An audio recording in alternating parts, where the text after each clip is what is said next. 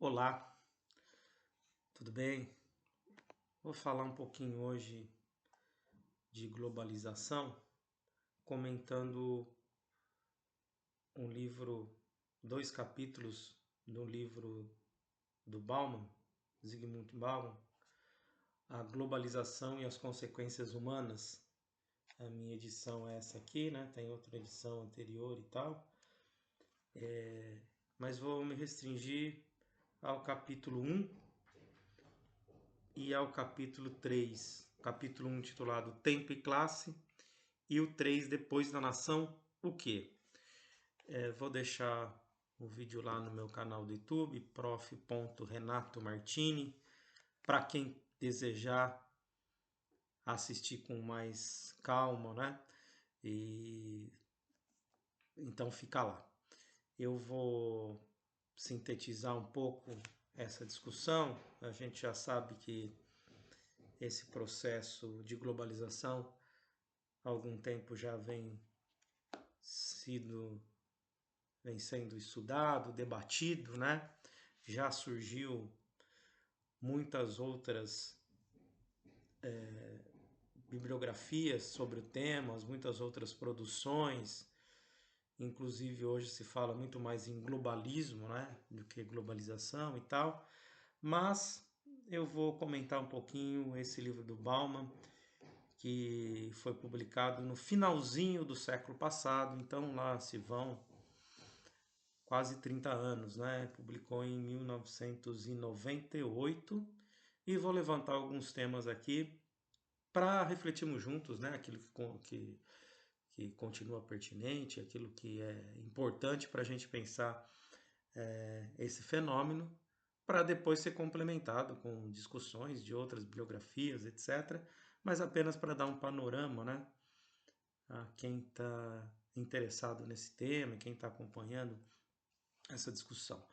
Então, o capítulo 1, intitulado Tempo e Classe, ele abre justamente o capítulo com uma citação de um certo Albert Dunlop, que foi, no século passado, considerado um grande CEO, que hoje se fala CEO, né, de companhias, aquele que era responsável por fazer o processo de racionalização, de enxugar gastos, né, restringir custos e chamados até por alguns, né, o sociólogo Denis Duclos, do Centro Nacional de Pesquisas Sociais da França, chamava de açougueiro, né, escartejador, aquele que corta, né, e justamente o capítulo começa com a seguinte citação desse senhor: a companhia pertence às pessoas que nela investem, não aos seus empregados, fornecedores ou à localidade em que se situa. Então, inclusive esse senhor depois ele foi descobriu-se, né, levantou-se que ele estava envolvido em algumas fraudes contábeis, etc. E quem tiver mais interesse dá um Google lá, né? Mas essa é a ideia principal, que as companhias não pertencem aos empregados, não pertencem aos fornecedores, pertencem aos investidores. Qual a novidade, né?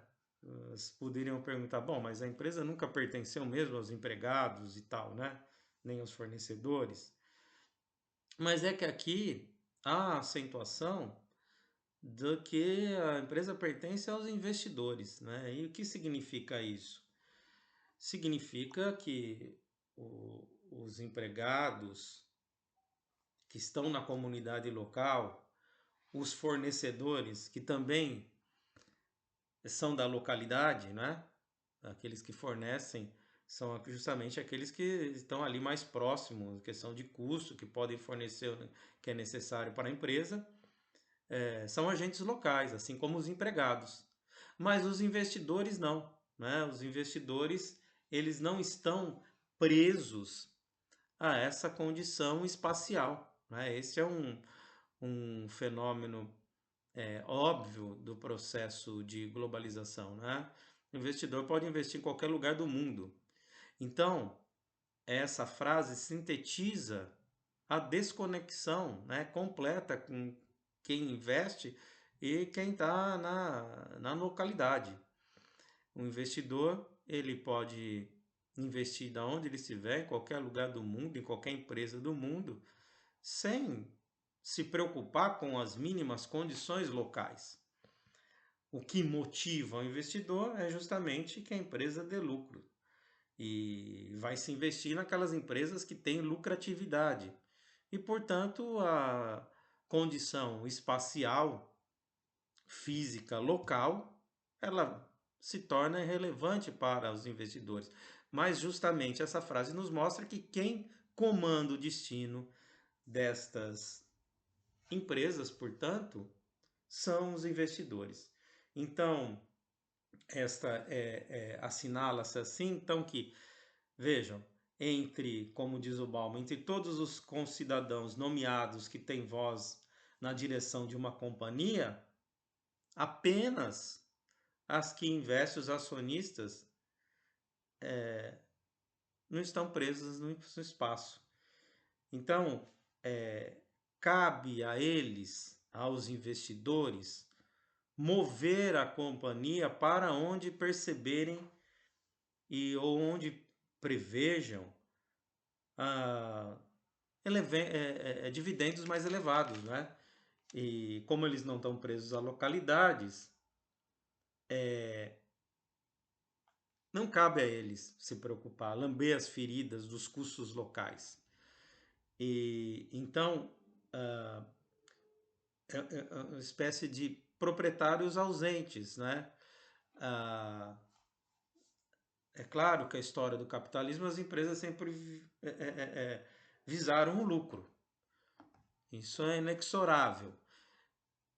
Entretanto, de uma forma ou de outra, no período antes dessa globalização extremada,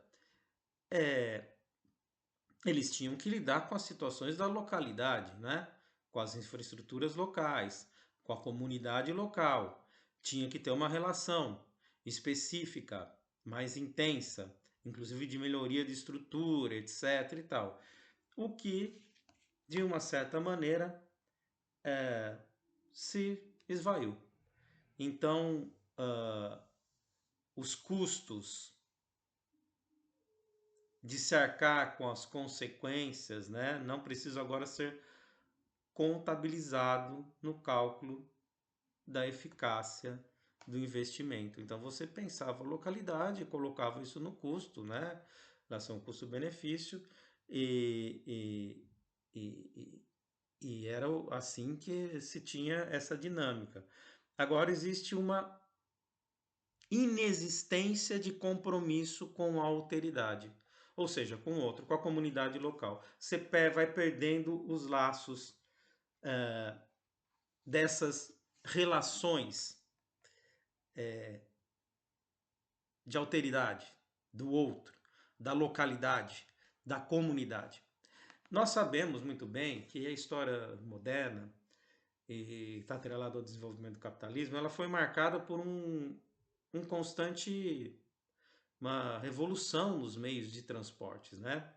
Uma revolução no sentido de diminuir as distâncias espaciais, né? Ferrovias, hidrovias, sistema aéreo, que integrou as regiões do globo muito mais rapidamente. Essa ideia de perto longe, ela diminui. Entretanto, o fenômeno de grande transformação mesmo é que o que passa a se mover mais velozmente é a própria comunicação, né? A comunicação passa a ser algo de uma velocidade impressionante, não é? Não é nem as pessoas, as mercadorias, mas sim que também viajam velozmente, encurtando essa distância, mas sobretudo a comunicação. E a informação, a rede mundial de computadores, portanto, né, do finalzinho do século passado, ele tornou a informação instantânea e disponível em todo o planeta. Então nós passamos a ter uma situação em que uma comunicação, né, barata, rápida e que meio que sufoca aquela relação primária, local, de memória, né, dos acontecimentos e dos episódios e das informações da localidade. Isso tudo é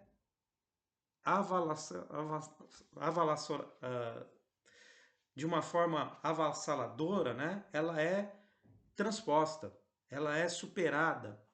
E nesse sentido, há um processo, inclusive, relacionado a isso de esquecimento, né? De superação da memória local, histórica. E este, então, é um processo marcante dessa situação, né?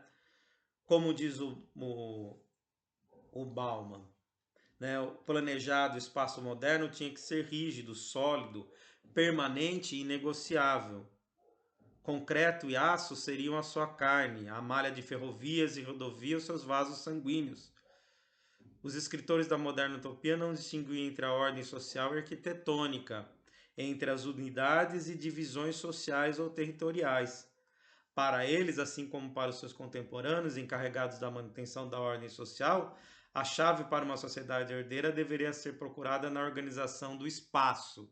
Então, essa questão espacial, né, que a modernidade traz, que tem a ver com um processo de transformação do espaço territorial, né, a modernidade, a construção de prédios, né, aquela coisa da selva de pedra, dos arranha-céus. Mas mesmo isso não é uma modernidade tradicional, né, levou a esse processo dessa mudança espacial que era visível através do concreto armado, né, aquela coisa da velocidade da transformação espacial das cidades. Isso tudo é agora superado até por uma visão de que até mesmo esse espaço amado da imponência arquitetônica tal é superado por virtude dessa as pessoas agora elas não estão mais separadas por esses obstáculos físicos e temporais, né? Os terminais de computadores, de vídeos, etc., acabam levando ao fim de uma distinção entre aqui e acolá. É claro, daqui a pouco eu vou comentar que alguns estão, né, alguns podem usufruir mais disso do que outros, né? Alguns continuam muito presos aos dramas da localidade. Então, trocando em miúdos, o que acontece? Como diz o Bauman, né? Ele diz assim: trocando em miúdos, em vez de homogeneizar a condição humana, a anulação tecnológica, as distâncias temporais e espaciais tendem a polarizá-las. Ela emancipa certos seres humanos das restrições territoriais e torna extraterritoriais certos significados geradores de comunidade, ao mesmo tempo que desnuda o território, no qual outras pessoas continuam sendo confinadas do seu significado e da sua capacidade de doar identidade. Então, ainda que essa velocidade da transformação, né, da informação se globalize, né, mundialmente, etc., mas isso não leva a uma situação de homogeneização, mas pelo contrário de polarização. Por quê? Porque alguns se tornam mais emancipados, né? Aqueles que têm mais condições econômicas, etc., se tornam mais emancipados dessa relação que tem com o espaço, mas outros ainda estão muito atrelados, ou seja, eles vivem essa globalização, mas no sentido imaginário, eles não podem usufruir, viajar, mudar o domicílio de acordo com a vontade, etc. E muitas vezes a localidade tem as suas situações caóticas, o dia a dia, reais, e alguns estão mais apartados, né? Alguns vivem cada vez mais vinculados a espaços seguros, né? Apartados do resto da sociedade. Então isso acentua a diferença e a polarização e não se torna mais homogênea, né? Então essa é uma situação, né? Para algumas pessoas, para a elite móvel, a elite da mobilidade, isso significa literalmente a libertação do espaço físico. As elites viajam no espaço e viajam mais rápido que nunca. Pode pegar um jato de um lugar e para o outro, né? Passar o fim de semana numa região. Mas isso não é algo generalizado. A experiência da extraterritorialidade, né? Pode ser vivida por uma elite. E é uma espécie de libertação das limitações da encarnação física, real, local, né? Mas na realidade, elas acabam se isolando, né? Sem mais condição, e transplantando-os para o ciberespaço e assim reduzindo o terreno meramente físico. Esta é uma, então, característica da situação que a globalização levou. Essa é a visão do Bauman, evidentemente, né? Poderemos debater muitas situações aqui, mas é uma situação que as elites, então, escolheram o isolamento e pagam por ele prodigiosamente de boa vontade. O resto da população se vê afastado e forçado a pagar o pesado preço cultural, psicológico e político do seu novo isolamento. Vejam, aqui dá para fazer uma interessante conexão, dá para fazer uma ponte para quem tiver interesse. Quando eu comentei o livro do Lash, A Traição das Elites, né? A crise da democracia, e quando ele fala que as novas elites, né, têm um descompromisso total com sua própria comunidade. São elites, é interessante, né? Não toca a fundo o processo de globalização lá no livro do Leste, mas ele já mostra que esse processo estava em curso, né? Que as elites contemporâneas são elites que não têm uma relação mais com a localidade, com o compromisso do espaço público local que existiam em elites anteriores, né? Que tinha que pensar a localidade, apostava na construção de espaços culturais, era uma obrigação dessas elites, né? O local onde elas viviam, ao mesmo tempo elas tinham que, por uma situação de se enxergarem hierarquicamente como beneficiárias dessa situação, a elas também cabia um peso de responsabilidade, né? Investir em espaços culturais e etc. Essa discussão está lá. Mas assim, só retomando, porque aqui há uma conexão entre os pontos, né? Esse apartamento, essa separação entre elites e povo vai ficando mais visível. Ou seja, a ideia de que tudo viaja no tempo, no espaço, etc. Mas algumas pessoas estão presas em localidades, né, em áreas de cidades, de regiões, onde elas têm que enfrentar os dramas daquela localidade, né? Violência urbana, áreas de perigo, né? Urbano, crime, falta de assistência básica como saneamento, etc. Isso não foi superado. Foi superado para as elites que podem se criar uma redoma, né? E viajam no tempo e no espaço mais rapidamente, velozmente, e criam seus locais até de moradia, de entretenimento, separados, né, do restante da população, e mas outros estão aprisionados a essas áreas. Então, a gente vê esses fenômenos urbanos, né, quando ele fala, às vezes esse espetáculo público ele rompe, né, no espaço público daquela coisa das ocasiões de tropelias de torcida de futebol, por exemplo, né, aqueles que estão desprezados nesse dia a dia, onde irrompem muitas vezes essas ações, né? Então é interessante nesse sentido. Essa extraterritorialidade da elite parece uma liberdade intoxicante.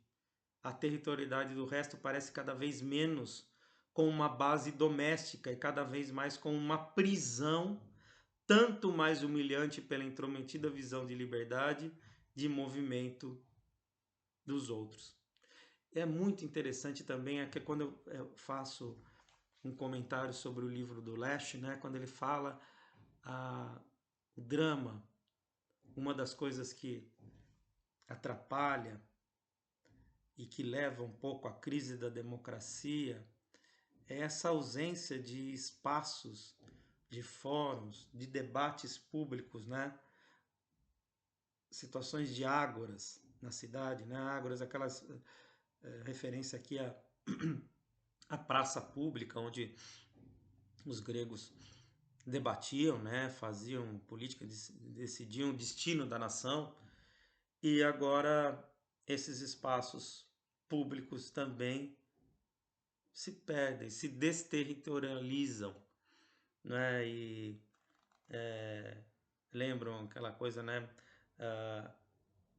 Você tinha os líderes das opiniões locais, né? Lideranças locais, e que filtravam toda essa discussão, né? Dos habitantes locais, etc.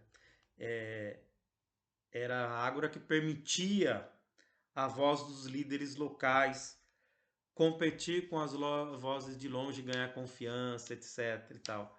Mas nós vivemos agora num espaço despojado de espaço público, né? De pouca chance para que as normas sejam debatidas, para que os valores sejam confrontados e negociados, os veredictos de certo e errado, belo e feio, adequado e inadequado, útil e inútil, são decretados de cima.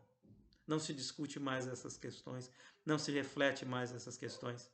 Isso está muito lá no texto também do Lash, apesar de serem autores com visões completamente diferentes, teóricas e ideológicas e tudo mais. Mas vejam,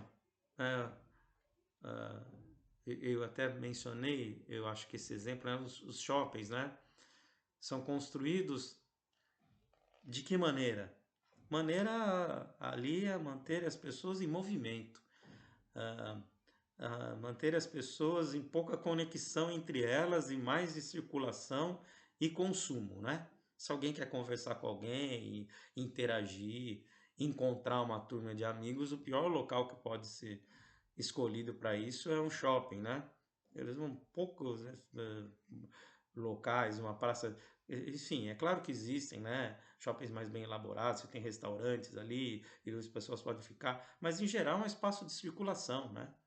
Na praça de alimentação, que é um grande barulho para você comer rápido ali, enfim, né? O nome diz, fast food, come, sai, circula. Então esses espaços eles foram minguando. E isso é uma característica, os originais dessa extraterritorialidade entram na vida localmente confinados apenas como caricaturas. Então essa é uma situação em relação como ele diz, o tempo e a classe, né, que é o capítulo 1 do livro. E eu também menciono aqui o capítulo 3 rapidamente, para não ficar muito longo, eu, inclusive escolhi apenas 2 capítulos, né?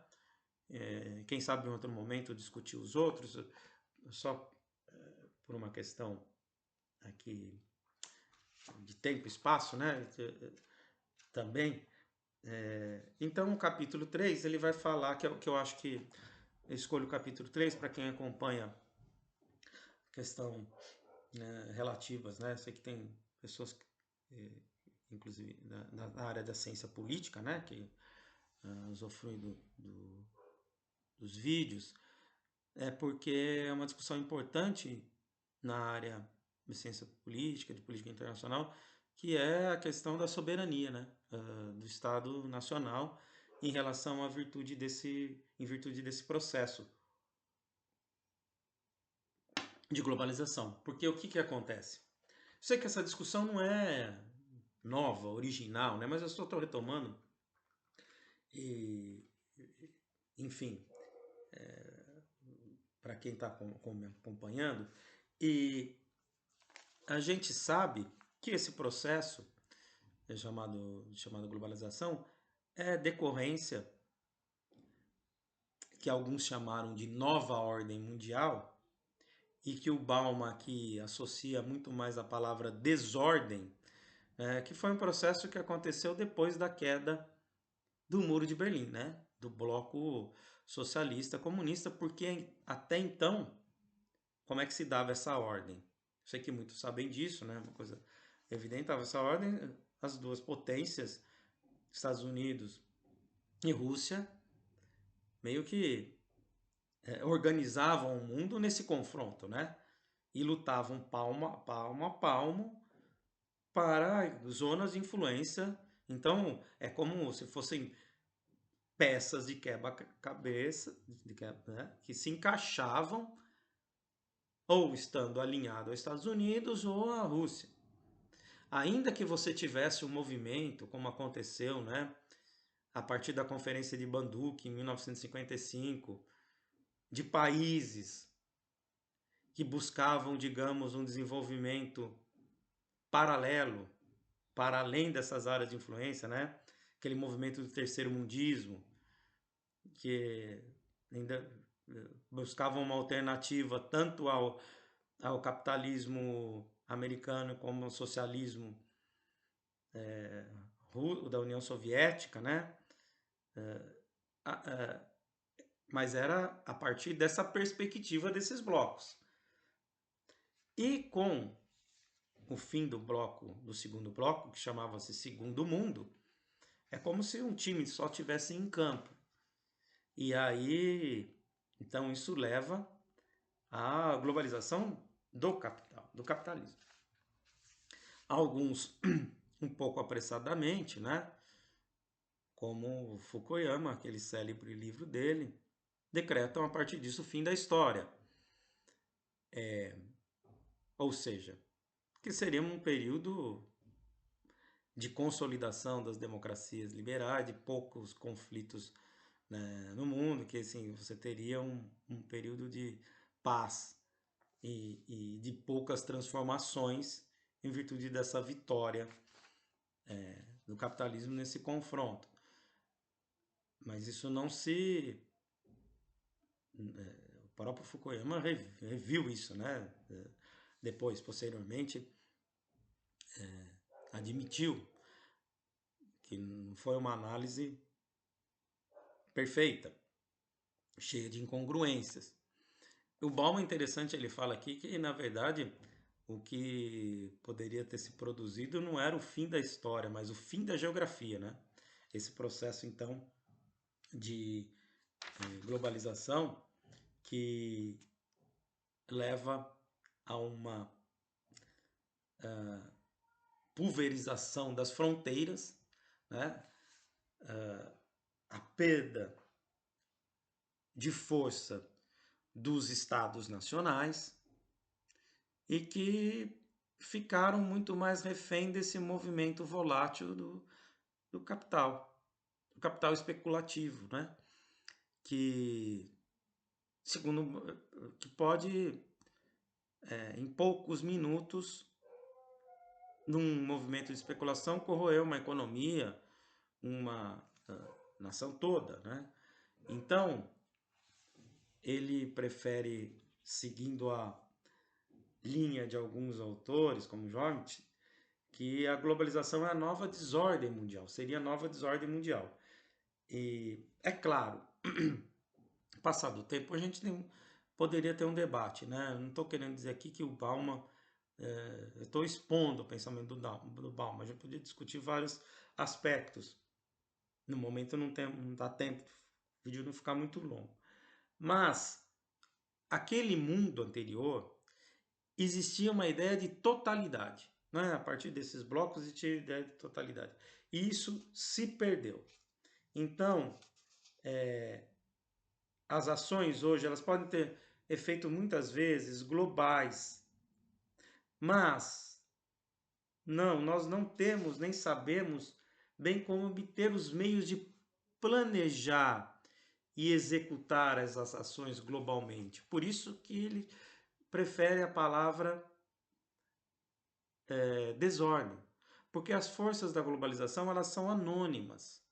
É um capital que não se vê, que não se mede, né? Que passa de um lugar para o outro de forma sem muita definição. Então, o próprio significado do Estado, né, passa a ser redefinido.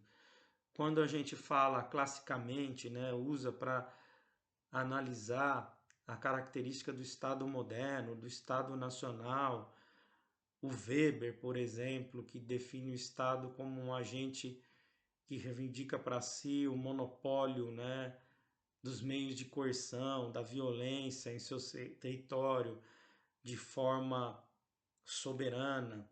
Ele cita aqui, por exemplo, Castoriadis, né, quando o Castoriadis fala do Estado como ordenador da sociedade, ele separa, Castoriadis separa o Estado da sociedade, né, o Estado seria uma espécie de ordenador que organiza a sociedade de forma hierárquica, etc. Mas isso, com a globalização, se perde.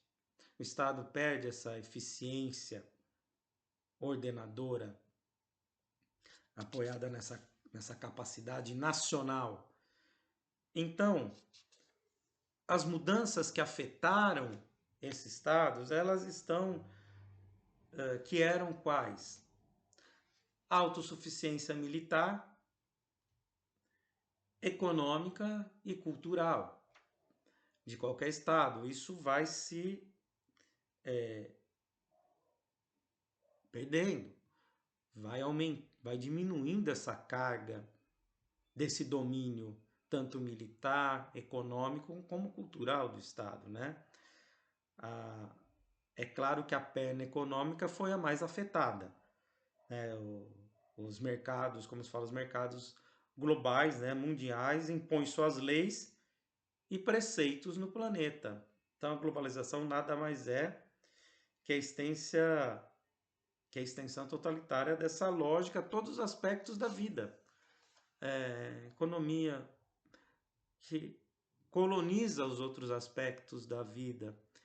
E o Estado, ele vai se despindo, né, dessa capacidade de controle.